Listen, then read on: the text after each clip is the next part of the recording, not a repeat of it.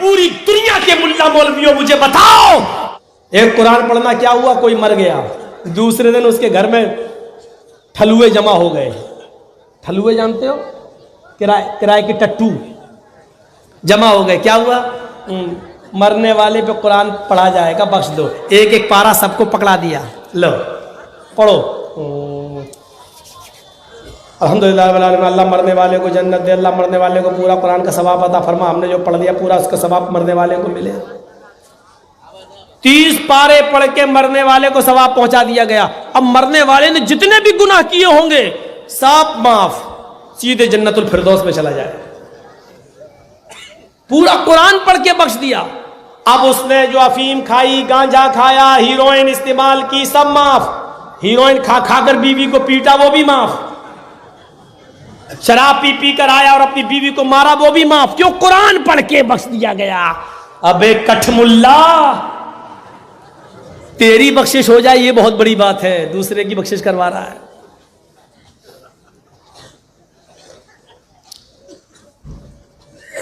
کہیں نہیں ملتا. اللہ کے رسول صلی اللہ علیہ وسلم اس دنیا سے رخصت ہوئے تو صحابہ کرام نے قرآن پڑھا ہو. ابو بکر اس دنیا سے رخصت ہوئے تو صحابہ نے قرآن پڑھا ہو.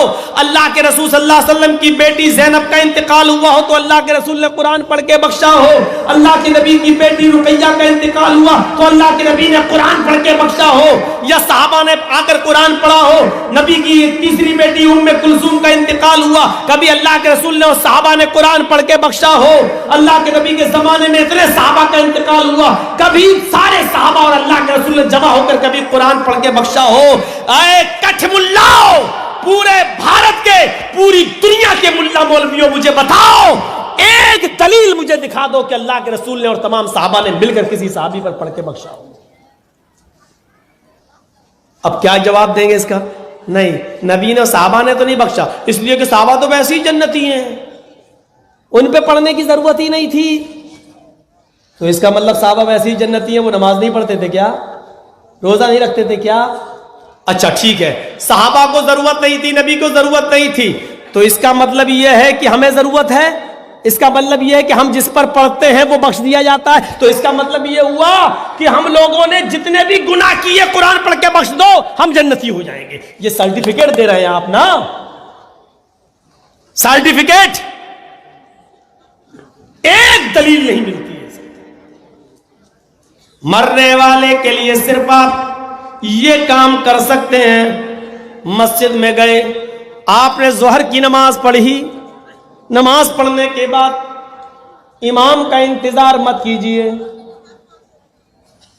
آپ دعائیں پڑھنے کے بعد اپنے دونوں ہاتھ اٹھائیے، ظہر پڑھیے، عصر پڑھیے، مغرب پڑھیے، عشاء پڑھیے، فجر پڑھیے. اور بہتر تو یہ ہے کہ رات میں اٹھ کر تہجد کی نماز پڑھنے کے بعد آپ اپنے دونوں ہاتھ اٹھا کر دعا کریں، اللہ میرے باپ کا انتقال ہو گیا ہے، وہ غریق رحمت ہو گئے ہیں، تیری رحمت کو جا چکے ہیں. اللہ انسان ہونے کے ناطے ان سے جو گناہ ہوئے تو ان کو معاف کر دے. اے اللہ میرے باپ کی مغفرت فرما دے، اللہ میری ماں کی مغفرت فرما دے.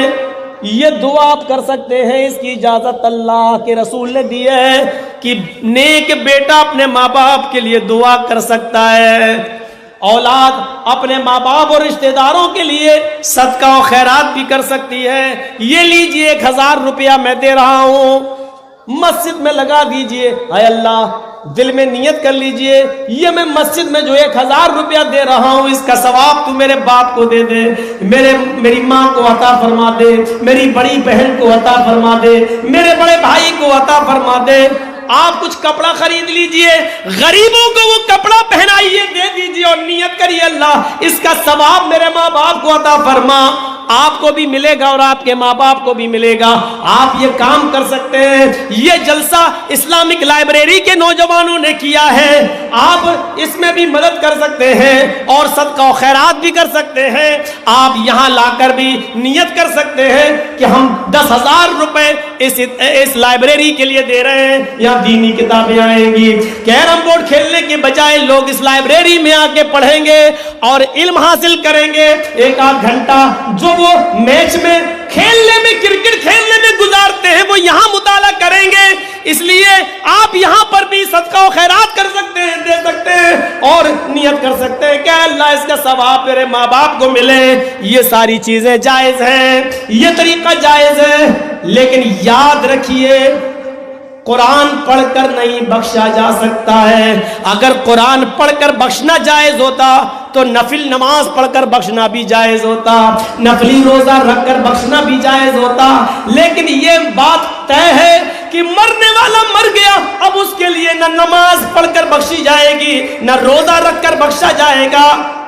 اس کے لیے حج کرنے کی اجازت ہے, لیکن معاف کیجئے اس میں بھی بندشیں لگی ہوئی ہیں, بندشیں لگی ہوئی ہیں.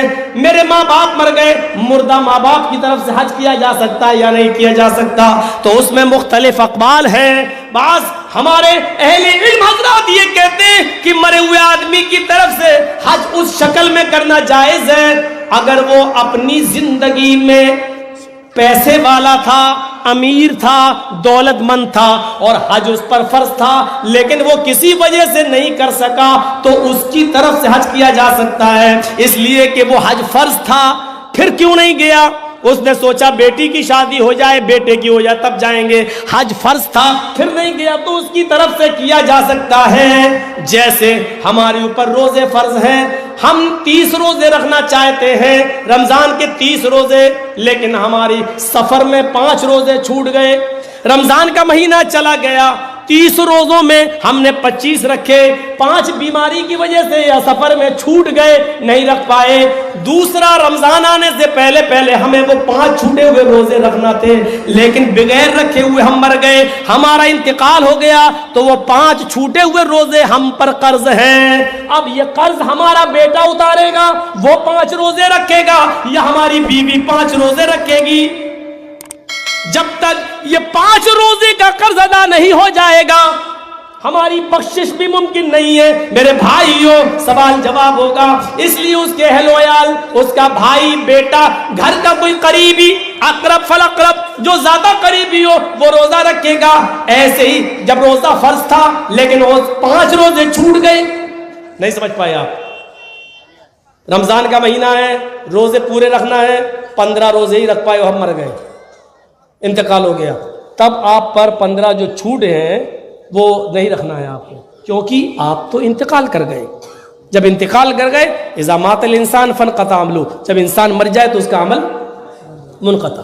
وہ چھوٹے نہیں ہیں آپ کے, آپ تو بیچ میں ہی دم توڑ گئے, اس لیے جو روزے باقی ہیں وہ آپ کو نہیں رکھنا ہے. لیکن آپ نے پورا رمضان کا مہینہ پایا, پورے رمضان کے مہینے 30 آپ نے 30 دن پایا آپ نے, لیکن آپ کے 5 روزے چھوٹ گئے, 6 چھوٹ گئے, 10 چھوٹ گئے سفر کی وجہ سے یا بیماری کی وجہ سے, اور رمضان کا مہینہ ختم ہو کے آپ عید پہ بھی رہے, بقرعید میں بھی رہے, محرم پہ بھی رہے, آپ زندہ رہے, اور دوسرا رمضان آنے سے پہلے آپ کا انتقال ہو گیا.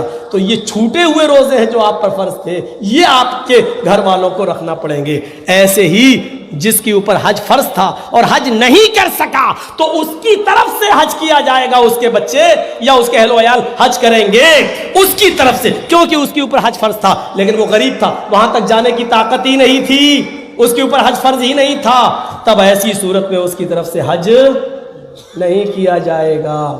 ہاں ایک شکل ہے, اگر وہ مرنے سے پہلے یہ کہہ جائے میرے بیٹے اللہ نے مجھے تو کچھ نہیں دیا, ہم تو نہیں جا سکے حج کرنے, لیکن اللہ اگر تمہیں دے دے اور تم اپنا حج کراؤ اور پھر بھی اللہ تمہیں اور دے تو تم میری طرف سے بھی حج کر لینا.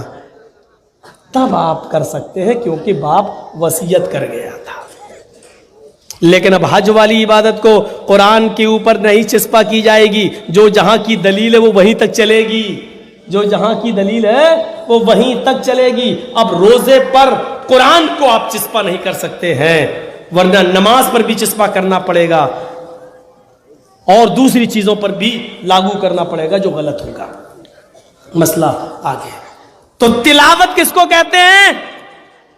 آج بتایا تھا میں نے, تلا یتلو کے معنی عربی میں ہوتے پیچھے پیچھے چلنا. قرآن کی تلاوت کرو, اس کا مطلب یہ ہوا قرآن کے پیچھے پیچھے چلو. ایک آیت پڑھ لی, رک جاؤ, اس کا معنی دیکھ لو, مطلب دیکھ لو, سمجھ لو, پہلے اس پر عمل کرو, پھر دوسری آیت پڑھو, پھر تیسری پڑھو. قرآن کے پیچھے پیچھے چلنے کو تلاوت کہتے ہیں۔ عرب کے اندر آج بھی ایک اونٹنی کا بچہ ہے جس کو کہا جاتا ہے ہاذا تلو، یہ تلو ہے۔ کیوں کہا جاتا ہے؟ کیونکہ وہ اپنے ماں کے پیچھے پیچھے چلتا ہے۔ ماں جنگل میں جہاں جا رہی بچہ اس کے ساتھ ساتھ، ماں جس جھاڑی میں جا رہی اس کا بچہ اس کے ساتھ ساتھ۔ عرب کے لوگ کیا کہتے ہیں؟ تلو ہے، تلو، یعنی یہ بچہ اپنی ماں کے پیچھے پیچھے چلتا ہے، اور جب کوئی خطرناک جانور اس بچے پر حملہ کرنا چاہتا ہے تو ماں کھڑی ہو جاتی ہے، میرے بچے پر حملہ کرے گا، ماں اپنے بچے کو بچاتی ہے۔ تو اس بچے کو کیا کہتے ہیں عرب کے لوگ؟ تلو، یہ تلو ہے، یعنی ماں کے پیچھے پیچھے چلنے والا۔ تو اسی تلو سے بنا ہے تلاوت۔ تم قرآن کی تلاوت کرو،